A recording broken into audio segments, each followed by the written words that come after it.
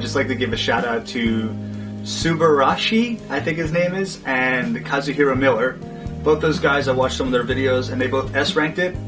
Of course, they were using Devil Breakers, so I don't want to brag. Now I'm a little motivated. Hey guys, welcome to my DMC5 demo. S rank, no damage, no Devil Breaker run. It's been a long while since I've played the demo, but I was watching Tubromancer's video. Thanks for the shout out, by the way. So he shouted me out, and he said, like, you know, he didn't mean to brag, and I kind of want to brag. So here I am doing this run.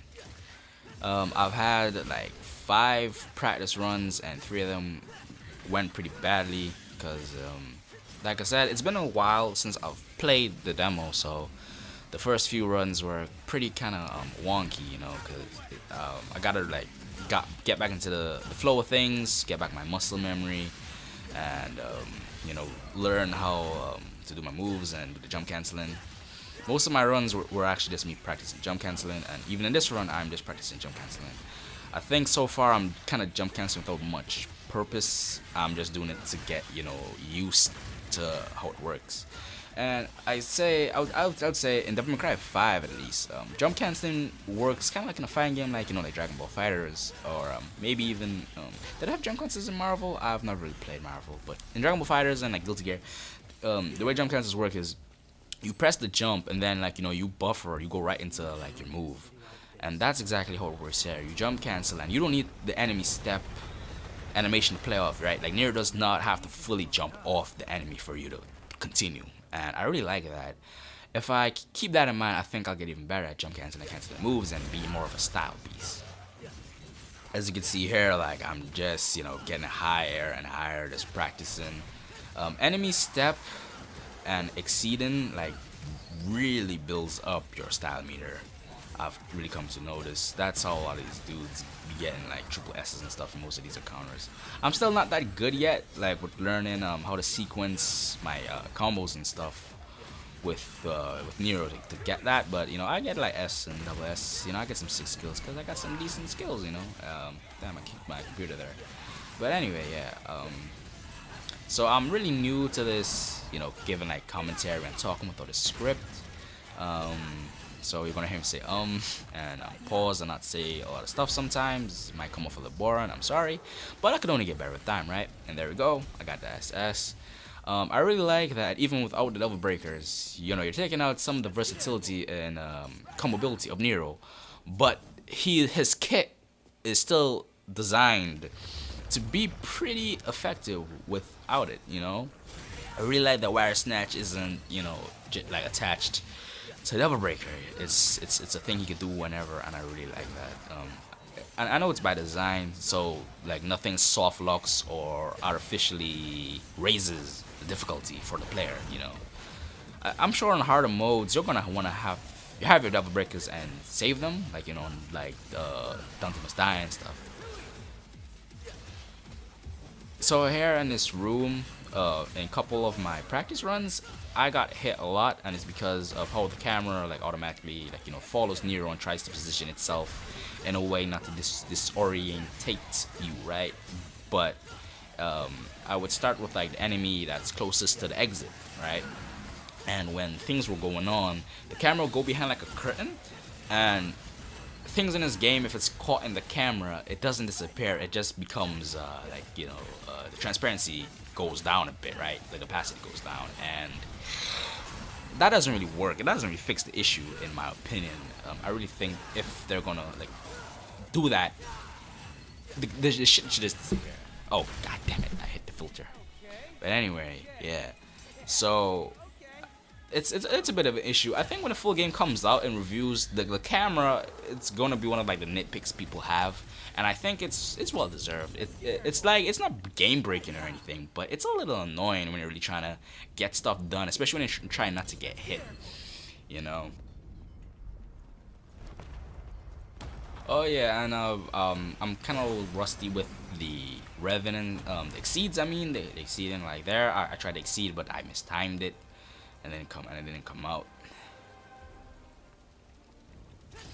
So we're closer to the release of the Micro 5 and I keep getting hype. I'm making sure to avoid any spoilers because I really want to take in the story, even though like I know the story isn't the hugest focal point of these games. It's the gameplay, right? But at the same time too, like there's a reason why we love Dante, and it's because of the writing that's put into him and the stories of what he's placed in. So I was thinking if I'm to like learn this game and get better at it, right? And like say like which character would I main? And so far I'm really gravitating towards Nero. His moveset, it's simplistic, but man is it effective. And it's versatile in its own right, you know, thanks to Devil Breakers. But even other Devil Breakers, he's very fun, and I really love timing the exceeds and stuff. It's very like, you know, it's like dopamine. You know, I feel good when I get the proper exceeds and stuff. I'm also thinking of maybe maining Dante, but like I really can't give judgment on that because I haven't, you know, played the full game yet, so I don't know how he plays. Like I said before, my favorite Dante is DMC3 Dante, like to play as. I would say mechanically, you know, on paper, DMC4 Dante would be the best Dante, right? Because, you know, he has so much versatility and so much strength with having to switch those styles, you know, not being locked down to one play style. But it's because the enemy design, you know, just does not complement Dante. The only enemy design that complements Dante are the Scarecrows and the Mega Scarecrows, because like they're simplistic by nature, you know, so anyone could have a fun time fighting them. But a bunch of the other enemies, I just think don't work for Dante, you know. So I really hope in DMC5. So far, I've seen like some enemies that V and Nero don't really fight that Dante fights. So I kind of hope that that's how it goes. Like they've made some enemies that work for Dante. Also want to play V, but we really haven't seen, you know, any style stuff with him yet. But he interests me. Like that whole new slower playstyle in the Devil May Cry game, it interests me. So I think I think there's potential there. You know, I think there's potential there. I was gonna say something about the design of Devil May Cry, and my brain forgot it. So excuse me. But anyway, with Goliath is kind of a tricky boss. He makes me think that just like in Resident Evil 2, this game has like dynamic difficulty, but which I'm sure is not the case. But there were times in my practice runs where like I would stay where you saw me there, like a sweet spot between his leg and his back, and like there were situations that I would still get hit, and it's pretty annoying.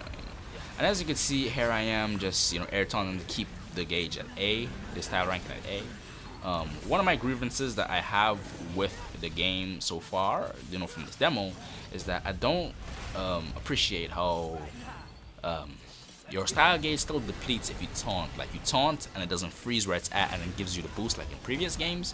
I think it's a little bit annoying, man. Like it kind of makes it a bit harder for you to keep your style ranking. Like I appreciate that taunting freezes it at the rank itself. I appreciate that. You know, with air taunt you can keep something at S or A for a long ass time if you wish.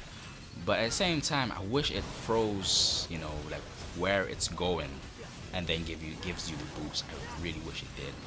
Maybe if we make enough noise, not noise, but maybe if, you know, we at Etsuno, at Capcom or whatever, you know, you could be like, hey, can you like, you know, make this small tweak to the game, you know, and freeze the style gauge with taunt. Because as you saw, like way back in the hotel, which I didn't bring attention to, I taunted with Nero when I had 6 skill drive, when I had SS, and it depleted. Then I got the boost from completing the taunt, and I think it's a little annoying. So yeah, there we go. I killed him with no Devil Breakers. You know, it wasn't as hard as I thought it would be. I'm still not good enough for the game to get like triple S for every combat encounter. But as you can see, you know, I still did decent enough. So yeah, and that's it for this run. Shout out to Tubromancer for the shout out. Yeah, guys, so I got a video in the works with Resident Evil 2. See you next time.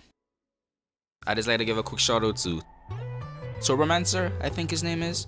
And Tubromancer, if it wasn't for him, I wouldn't have done this run. And I did it and got an S rank with no damage, so you know. I don't want to brag.